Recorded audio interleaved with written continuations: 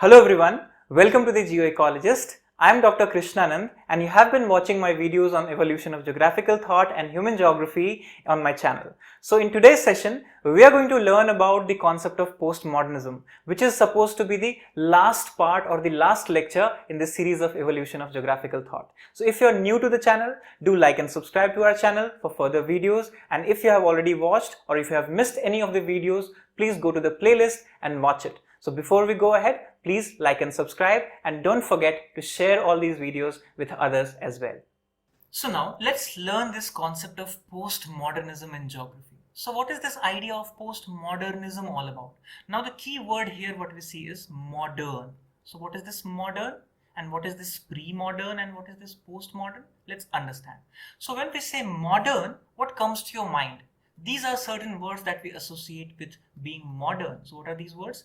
Being logical, rational, scientific, objective, grand narratives, that is grand theories, and having absolute truth and several other concepts that we associate with the modern section or being modern itself. So these are certain things that are important to define modernity. But what is post-modernity then? So it is basically what? Questioning what is modern. So when we question all these concepts, so this is where this idea of postmodernism comes to picture. So postmodernism doesn't follow modernism in a chronological order. Rather, it says that this is not the sequence that we say that first it was pre-modern, then modernity came, and then postmodernity came. Postmodernism says that it coexists. So it is not in the chronological order. Modernism and postmodernism exists next to each other. For example, how can we understand it? That in ancient scholars, when we have studied about ancient Greco-Roman time, who were the modern scholars then?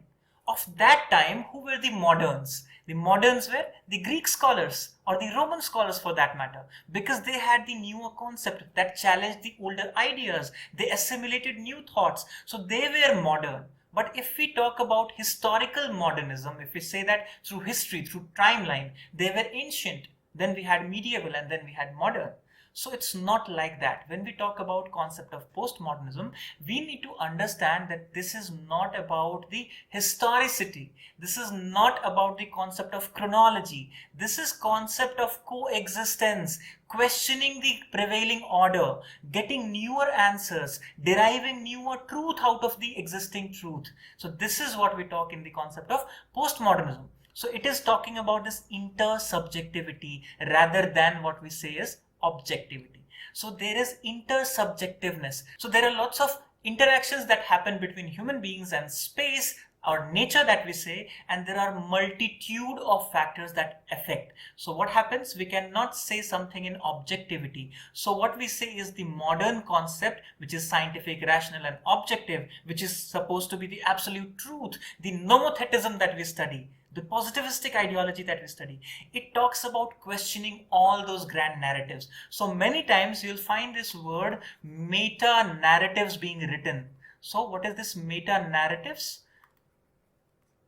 So this meta narratives is what? Narrative of a narrative. So it is talking about the theory of a theory. So this is what we talk when we study postmodernism. So let's understand further more. So first of all, the first important great scholars that we list here are these three scholars, especially in social theory, who are supposed to be the pioneers or the foundation pillars of this ideology of postmodernism, if we say. So what is that? It's basically in 1980s, the postmodernism became a trend in human geography. Now this is again coming as a trend that we see in modern themes in human geography. So postmodernism is a theoretical approach to human geography. Now this is a statement to remember. It is a theoretical approach. So it questions and re-questions and constructs and reconstructs the theories and changing the narratives to meta-narratives. So this approach is born as critique approach against modernism. So it is critiquing, it is questioning, it is finding newer answers to the theories that we study in modern geography. So that's why it is said to be coexisting with the modernism rather than away from what we say is modernism.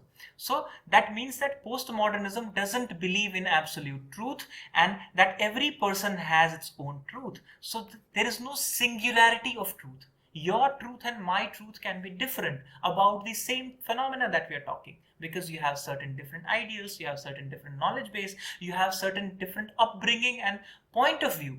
So that is important here. So nobody is able to doubt about others' truth, because life experiences and personal visions create a personal truth. So remember, everybody's life has a different trajectory. If you ask me that what is the method of success in a particular exam for UPSC, for UGC NET, or for any other exam, so if I suggest you something, that can be only my truth. There cannot be the same truth for you as well. You have to decide it on your own, that which is the better method of learning. So that is how the truth is different in different contexts. That is what we say is no single truth. That is the foundation pillar of this concept of postmodernism.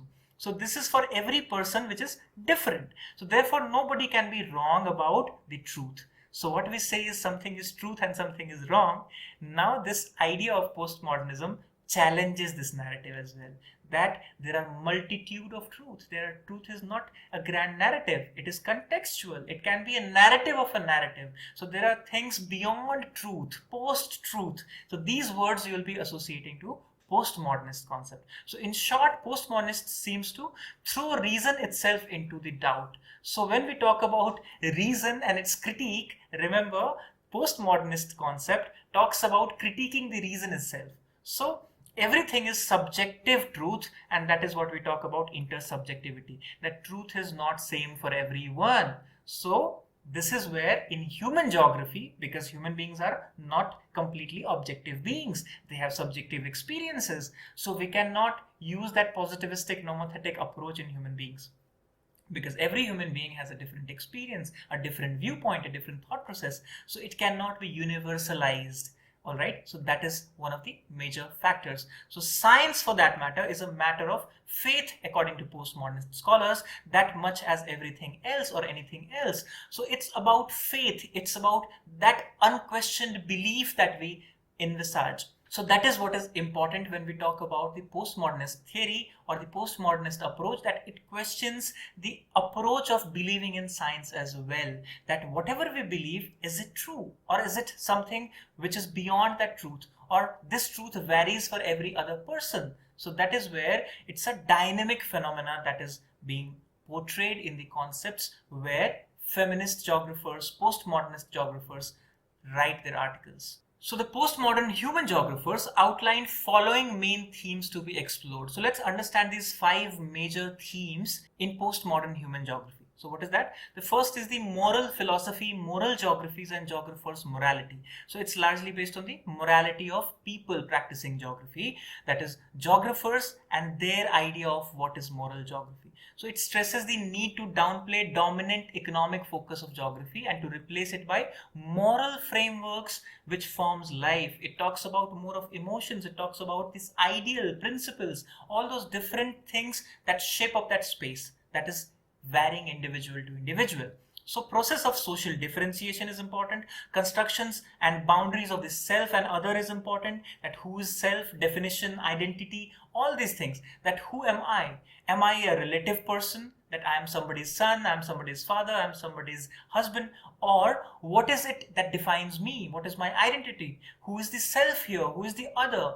So all those concepts that are being undertaken by geographers, which were previously not being taken even in human geography and the geographies that we study in the previous segment. So global aspect and territorial aspect, both of them hold another important key in postmodern geographical themes. So the location of individuals and groups in spaces and places and cultural practices involved. So it talks about space, place, and the third space, that is culture, the mixing of space and place. So the cultural space or the lived space that we talk is supposed to be part of the major themes in postmodern geography. Then society, culture and natural environment, that is addressing the social construction of this nature and environment. Remember, nature and environment is also being socially constructed when we read the concept of various ideas of humanistic geography. So what we see is there is a different construct of nature and environment based on several hierarchy, gender, power, all these concepts. So these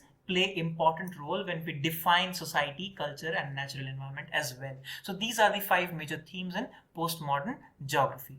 Now, looking at certain works of the postmodern geographers. So the journal Environment and Planning, D Society and Space published first in 1983, and it had major works of two great scholars that paved the way for the further development of postmodern geographies. So the first work is Michael J. Deer's work, that is Postmodern Urban Planning. So people who study urban geographies, who do research in urban planning, are interested to learn this postmodern urban planning, and this is one of the most important readings for them. And Edward Soya, so Los Angeles postmodern speciality, the concept of space in terms of different layers, different contextual truth, mapping and remapping, overlapping, all these concepts have been discussed by these two scholars. So they contributed a lot in making of this postmodern intellectual discourse of analyzing a space from a perspective which was not there before this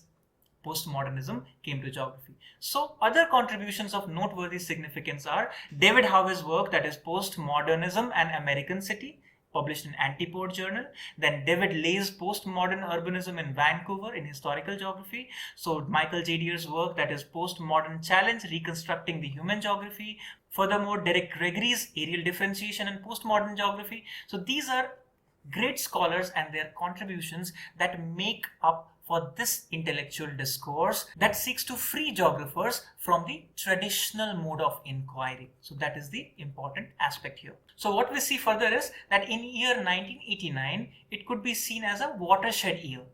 Why? Because it established the footholds of postmodernism due to great works that were published. So here what we see is Edward Soya's work coming into the picture, the postmodern geographies, which is one of the most important readings when we talk about the postmodern concept. So it was influenced by the other scholars, that is Henri Lefebvre and Michel Foucault. So they talked about the concept of power, the social hierarchies and creation of various layers in the social theory. So it was influenced, and there Edward Soya wrote this work of postmodern geographies, which is supposed to be watershed work in the concept of postmodernism in geography. Apart from that, David Howey's work, The Condition of Postmodernity, also had great importance in terms of postmodern geographies.